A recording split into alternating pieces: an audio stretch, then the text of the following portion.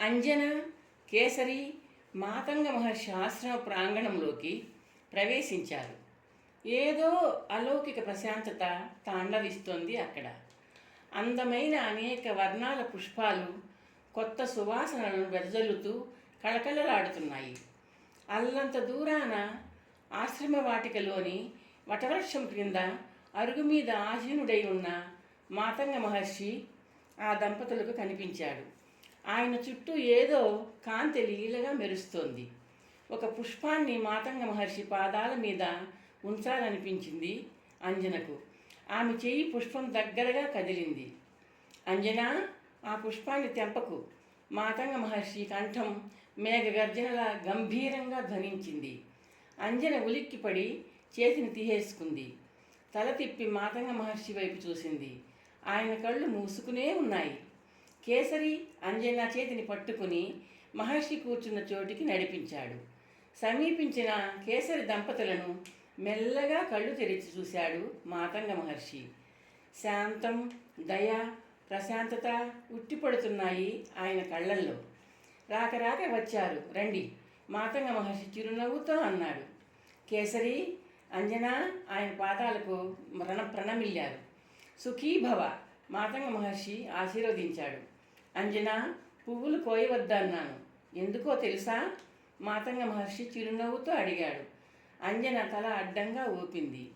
ఈ ఆశ్రమంలో పుష్పాలు ఎంతకాలమైనా అప్పుడప్పుడే వికసించినట్టు కళకళలాడుతూ సువాసనలు వెదజల్లుతూ ఉంటాయి. ఒకసారి నా శిష్యులు నా కోసం పుష్కలంగా పళ్ళు కోసి మోసుకు వచ్చారు.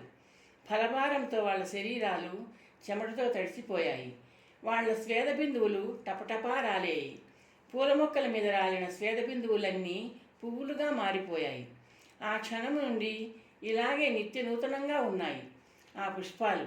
నా దృష్టిలో అవి పుష్పాలు కావు, గురుభక్తికి ఆనవాళ్లుగా వెలుగొందుతున్న స్వేదబిందు పుష్పాలు, మాతంగ మహర్షి వివరించాడు.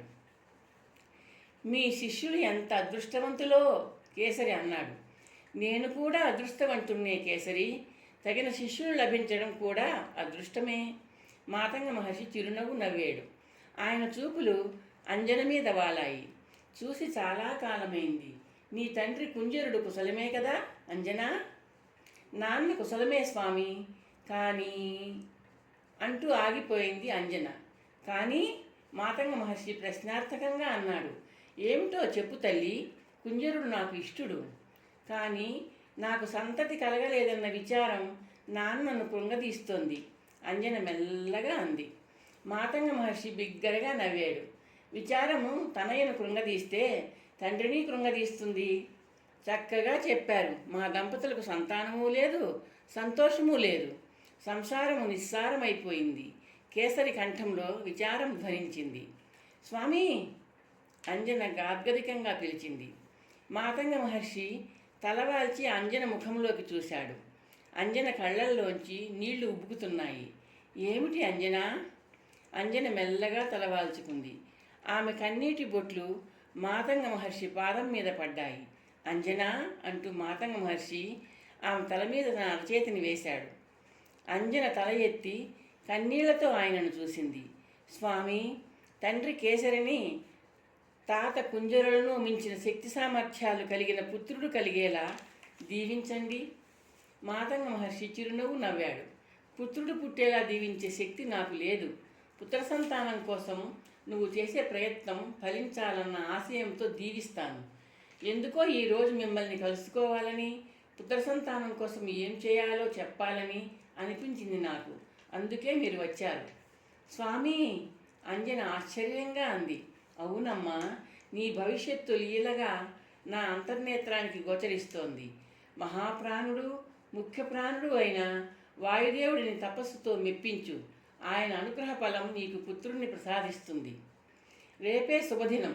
పర్వత శిఖరం మీద నీ తపస్సు ప్రారంభించు అంటూ మాతంగ మహర్షి కేసరి వైపు తిరిగాడు. కేసరి, నీ అర్ధాంగి తపస్సుకు భంగం కలగకుండా చూసుకునే బాధ్యత నీది. తమ ఆజ్ఞ. అంజనను కంటిని రెప్ప కాపాడే విధంగా కాపాడుకుంటాను అన్నాడు కేసరి. అంజన, కేసరి మాతంగ మహర్షి పాదాలకు అభివాదనం చేశారు. అభీష్ట సిద్ధిరస్తు మాతంగ మహర్షి దీవించాడు. పర్వత శిఖరం మీద ప్రశాంతంగా ఉన్న ప్రదేశంలో ఒక చెట్టు కింద శుభ్రం చేశాడు కేసరి. సమీపంలో ఉన్న చిన్న కొలనులో సచేల స్నానం చేసి వచ్చింది అంజన.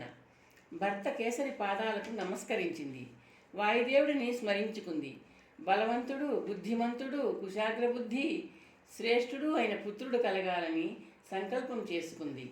ప్రశాంత వాతావరణంలో పులకించిపోతున్న ఆ సుముహూర్తంలో వాయుదేవుడి గురించి తపస్సు ప్రారంభించింది అంజన. కేసరి అరణ్యంలో తిరుగాడుతూ అంజన కోసం రకరకాల పళ్లను కోసి తెస్తున్నాడు. కడిగి శుభ్రం చేసి ఆ మధుర ఫలాలను అంజనకు అందుబాటులో ఉంచుతున్నాడు.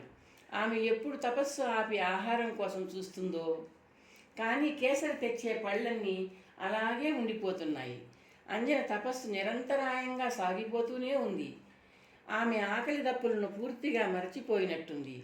అన్నాన్ని మరచిపోతే అన్నీ మరచిపోయినట్టే, తనువును మరచిపోతే తనను మరచిపోయినట్టే. కేసరి కళ్ళు మూసి తపస్సమాధిలో ఉన్న తన సతీమణిని రెప్పవేయకుండా చూస్తూ ఉండిపోయాడు. అంజన పట్టుదల, ఏకాగ్రత, దీక్ష, శ్రద్ధ కేసరిని ఆశ్చర్యంలో ముంచుతున్నాయి. సంతానం కలగాలన్న వాంఛతో తల్లి పదే తపనను తండ్రి పడలేడనిపిస్తోంది కేసరికి. అంజన తపస్సు సాగుతూనే ఉంది. వాతావరణంలో మార్పు వచ్చింది. అప్పటిదాకా ప్రశాంతంగా మెల్లగా వీచిన గాలి వేగం పెరిగింది. కాసేపట్లో ఈదురుగాలిగా ఎదిగింది. మరి కాసేపట్లో సుడిగాలిలా మారింది. ఆ చండమారుత ప్రతాపానికి చెట్లు వంగిపోతున్నాయి. అంజన మీద గొడుగులా ఉన్న చెట్టు క్షణంలో విరిగిపడేదానిలా కదిలిపోతోంది. అయితే ఆ పెనుగాలి ప్రభావం అంజన మీద పనిచేయడం లేదు.